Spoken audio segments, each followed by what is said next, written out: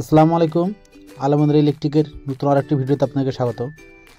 আজকে আমাদের কাছে একটি স্কুটি আসছে, এটার পিক আপ নিচ্ছিল না। আমরা চেক করে দেখলাম এটার আইসি প্রবলেম, এই জন্য আমরা খুলে ফেললাম। এটা খোলার সময় অনেক যত্ন সহকারে খুলতে হবে, তাড়াহুড়া করতে গেলে এই চাকাটা ড্যামেজ হওয়ার সম্ভাবনা আছে, কেননা এটা ভিতরে কয়েল আছে, চাকাটা পুরোটা একটা মোটর। আপনারা দয়া করে কথাগুলো একটু মন দিয়ে শুনবেন, শুনলে আশা করি আপনাদের অনেক নতুন মেকার যারা আছেন অনেক উপকৃত হবেন ইনশাআল্লাহ। চাকাটা খোলার সময় খুব সতর্কতা অবলম্বন করবেন। এই যে এখানে দুইটা এটা ট্রায়াল লেবার ব্যবহার করা হয়েছে খোলার জন্য, ভেতরে কোনো মতের জন্য যে ভেতরে দেখেন কয়েল আছে, ভেতরে যেন কয়েলে না লাগে। আমরা চাকাটা খুলে ফেললাম, এখন ম্যাগনেট থেকে আউট করতে হবে। ম্যাগনেট থেকে আউট করার জন্য অনেক সময় সতর্ক অবলম্বন করতে হবে, সতর্কতা।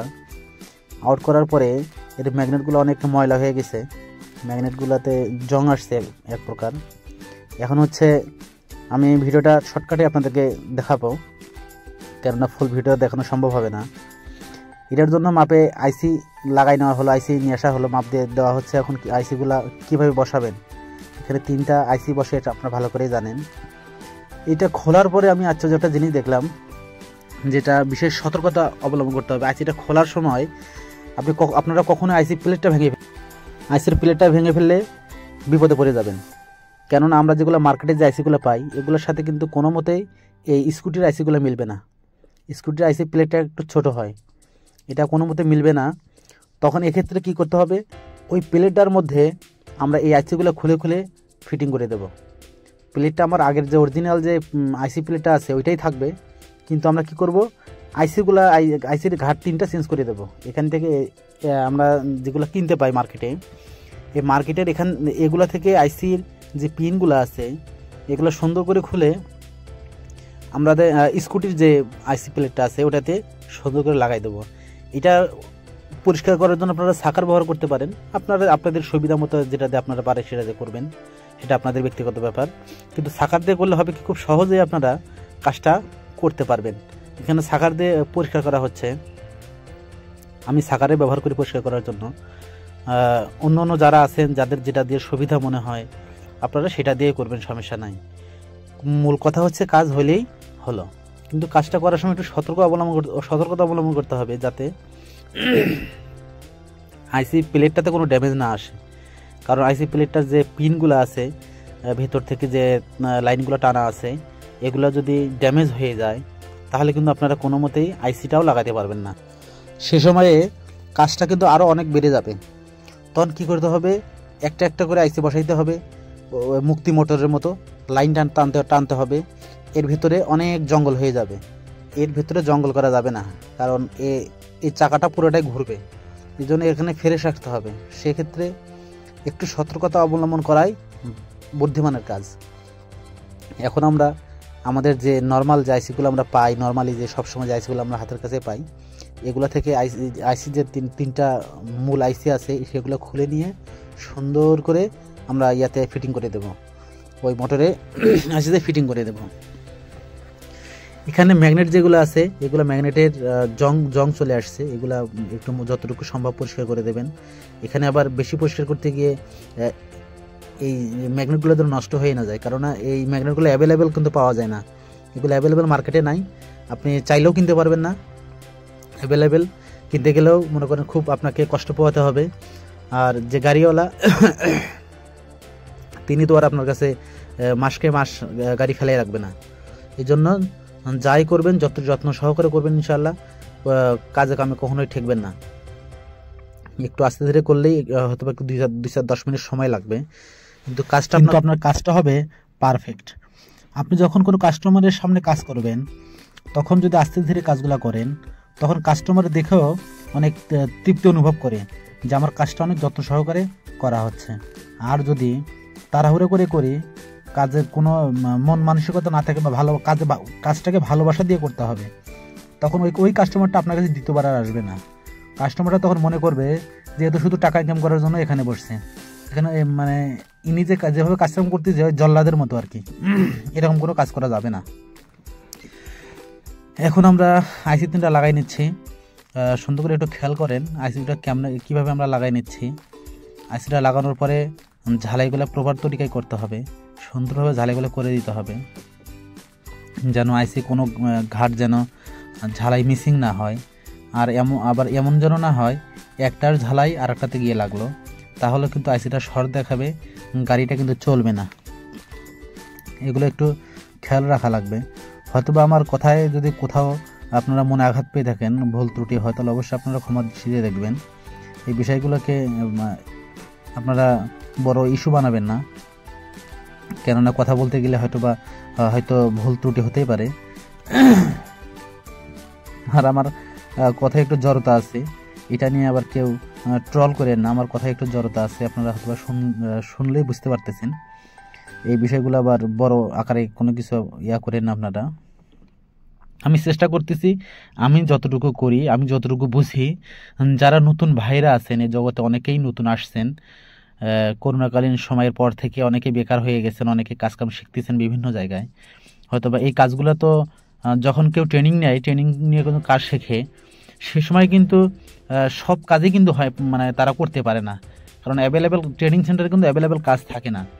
এই জন্য আমার ব্যক্তিগতভাবে যেটা মনে করি যে এখান থেকে কেউ যদি কোনো কিছু একটা শিখতে পারে, তাহলে তো তার উপকার হবে, লস তো আর হবে না।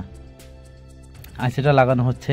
এই আইসির ঘাটগুলো কিন্তু অনেক সময় হয় কি, অন্য কেউ যদি চেঞ্জ করে বা অরিজিনালি যখন থাকে, অনেকে এখানে সুপারগুলো ব্যবহার করে, বা আমরাও সুপারগুলো ব্যবহার করি, কারণ আইসিটাকে ওখানে আটকানোর জন্য।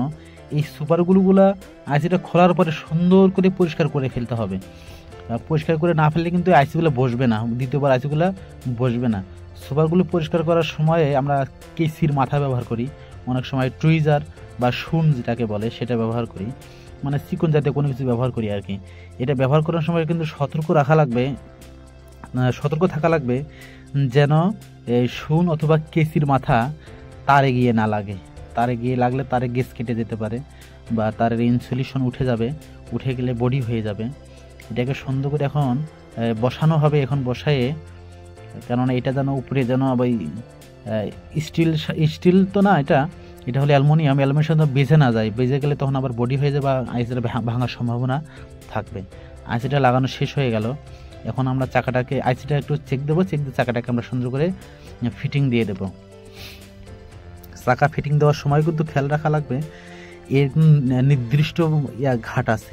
নির্দিষ্ট ঘাট আছে, ঘাটে ঘাটে না মিললে কিন্তু আবার ঝামেলা হবে, চাকা জাম হয়ে যাবে, মোটর ঘুরতে চাইবে না, বিয়ারিংগুলো গরম হয়ে যাবে, মোটর গরম হয়ে গেলে কিন্তু ম্যাগনেট টিকবে না, ম্যাগনেটগুলো নষ্ট হয়ে যাবে।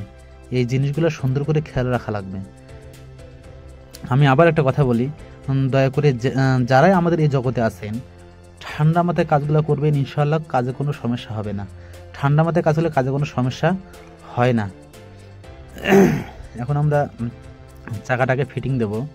আমরা চাকাটা ফিটিং দেওয়ার সময়ও অনেক সাবধানভাবে লাগাইতে হবে, কেননা সাইড থেকে যদি ম্যাগনেট গিয়ে কয়েলে বাড়ি খায়, তাহলে ম্যাগনেট ফাটার সম্ভাবনা থাকবে। এখন আবার পরিষ্কার করে নিলাম, ভিতরেও এখানেও ম্যাগনেট আছে, এই ম্যাগনেটগুলো পরিষ্কার করে নিলাম। নেওয়ার পরে এখন লাগানো হচ্ছে, সুন্দর করে আর্মেচারে লাগানো হচ্ছে, সুন্দর করে লাগাই ফেললাম। লাগানোর পরে দয়া করে চেক করে নেবেন যে সঠিকভাবে এটা লাগলো কিনা, কোথাও আর হয়ে থাকলো কিনা, বাঁকা হয়ে থাকলো কিনা। এরপরে প্রপারভাবে সেটিং করার পরে লাটগুলা সুন্দরভাবে লাগাবেন। লাট লাগানোর সময় অনেক সময় যে লাটটা একটু শক্তি বেশি খাবে, শক্তি নেবে, ওই লাটটা কিন্তু গায়ের জোরে টাইট দেবেন না, দিলে হবে কি অ্যালুমিনিয়ামের প্যাচগুলো নষ্ট হয়ে যাবে। এই প্যাচগুলো নষ্ট হয়ে গেলে প্যাচ করার কোনো উপায় নেই, তখন চাকাটা দিয়ে লিকেজ হবে, পানি ঢুকবে, মোটরের ভেতরে বেশি পরিমাণে পানি ঢুকবে। এই জন্য একটু সাবধানভাবে লাগাবেন, যেন কাস্টমারের জন্য কোনো ক্ষয়ক্ষতি না হয়। যদি কাস্টমারের মন মতো কাজ করতে পারেন, তাহলে ইনশাল্লাহ আপনাদের রিজিকের ব্যবস্থা আল্লাহ অবশ্যই করে দেবেন।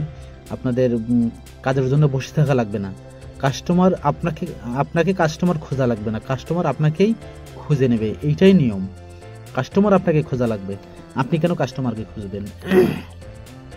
সুন্দরভাবে চাকাটা ফিটিং করার পরে আমরা এখন গাড়িতে চাকাটা লাগাই দেবো। লাটগুলো এখন লাগানো শেষ হয়নি, এখানে অনেকগুলো লাট থাকে, প্রায় অনেক লাট থাকে। এখানে সবগুলো লাট সুন্দরভাবে লাগলো কিনা এগুলো চেক করা হচ্ছে। চেক করার শেষে আপনি নিশ্চিত হওয়ার পরেই দেন আপনি চাকাটাকে লাগাবেন। যতক্ষণ পর্যন্ত আপনি নিশ্চিত হননি যে আপনার চাকাটা পারফেক্টভাবে লাগানো হয়েছে, আপনার দুই পাশেই যে লাটগুলো আছে বা সেটিংগুলো আছে এগুলো সম্পূর্ণরূপে হয়ে যাবে, তো ততক্ষণ পর্যন্ত আপনি কাজে গাফিলতি করবেন না। চাকাটা লাগানো শেষ, এখন চেক দিচ্ছি কোনো বিয়ারিং জাম আছে কিনা। মোটামুটি আলহামদুলিল্লাহ চাকাটা ওকে হয়ে গেছে।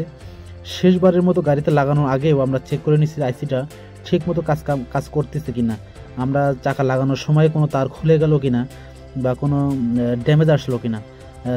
আইসিটা ওকে আছে, আমাদের চেক দেওয়া শেষ। এখন আমাদের যে মিস্ত্রি ভাই আছে আমার দোকানে, তো উনি এখন চাকাটাকে গাড়ির সাথে লাগাবে। ওই যে পাশে আমাদের দাঁড়ায় আছে গাড়ির মালিক যাকে বলা হয়, গাড়ির মহাজন, উনি দাঁড়ায় আছে। উনি কন্টিনিউ অন্য কাজকাম যেগুলো আছে আমার কাছে ইনশাল্লাহ করায়। এই গাড়িটার আগে ব্যাটারি চেঞ্জ করা হয়েছিল, এই গাড়িতে ব্যাটারি এখান থেকে চেঞ্জ করা হয়েছিল। এখন সব কিছুই ঠিকঠাকভাবে লাগানো শেষের দিকে। এখানে ব্রেকের যে বিষয়টা আছে, আগে ওনার যেরকম ব্রেকের কন্ট্রোলিং ছিল সেরকমই করে দেওয়া লাগবে। এখানে কম বেশি করে দিলে ওনার গাড়ি চালাইতে একটু উনি বলতে কি যে কেউ আর কি, যা এখন ব্রেক আগে যেমন ছিল ওর থেকে যদি টাইট বেশি হয়ে যায় বা লুজ হয়ে যায়, সেক্ষেত্রে তার গাড়িটা চালাতে অবশ্যই অসুবিধা হবে। কেননা ওনার তো ধারণা আগে যেরকম উনি গাড়ি কন্ট্রোলিং করতো, আগে যেভাবে উনি গাড়ি চালাইতো বা ব্রেক কন্ট্রোলিং যেটা করতো, যে ধারণায় যে আইডিয়ায়, এখন তো সেটা আর হবে না। এই জন্য আগে যেরকম ছিল ঠিক এরকম করে দেওয়ার চেষ্টা করবেন। যদি দেখেন যে না, উনি বলে যে আমার ব্রেকটা একটু লুজ ছিল, একটু টাইট করে দেন, সেটা আলাদা ব্যাপার, বা টাইট ছিল একটু লুজ করে দেন, সেটা আলাদা ব্যাপার। আমার নিজের মন মতো কোনো কিছুই করা যাবে না, মানে কাস্টমারের চাহিদা অনুযায়ী আপনাকে কাজ করতে হবে। আমি যদি নিজের চাহিদা অনুযায়ী কাজ করি, কাস্টমারের কোনো কথাকে মূল্যায়ন না করি, তাহলে তো ওই কাস্টমার আমার কাছে আসবে না। বা উনি আসবে কীভাবে? উনি তো আপনার কাছে যে কাজের জন্য আসে, যেভাবে কাজ করে নেওয়ার জন্য আসে, সেভাবে উনি পায় না, তো উনি আমার কাছে আসবে কেন? এই জন্য কাস্টমারের কথাকে মূল্যায়ন করতে হবে। তাহলে দেখবেন যে কাস্টমার আপনি পিছু ছাড়াতে চাইলেও কাস্টমার আপনার পিছু ছাড়বে না, কেননা উনি ওনার মন মতো করে কাজ করে নিতে পারে আপনার কাছে। যখন কোনো কাস্টমার তার মন মতো কাজ করে নিতে পারবে কোনো মেকানিকের কাছ থেকে, তখন উনি ওই মেকানিকের কাছ থেকে কাজ করা ছাড়া অন্য কোথাও যাইতে চাইবে না। কেননা অন্য কোথাও নতুন কোথাও গেলে তার মন মতো কাজ তিনি করে দিতেও পারে, নাও দিতে পারে, তার কাজ পছন্দ হতেও পারে, নাও হতে পারে। এই জন্য যারা কন্টিনিউ আপনাদের কাছে কাজ করে নেয় তাদের কথাকে মূল্যায়ন করবেন এবং তাদের কথা মতো কাজগুলো করবেন, তাদের সুবিধা মতো কাজগুলো করবেন। আর এইটাই হচ্ছে কাজের নিয়ম। গাড়িটা ওকে হয়ে গেছে, এখন গাড়িটা নিয়ে আপনি চলে যাবেন। সবাই ভালো থাকবেন, সুস্থ থাকবেন। দেখা হবে অন্য কোনো দিন, অন্য কোনো ভিডিওতে। আল্লাহ হাফেজ।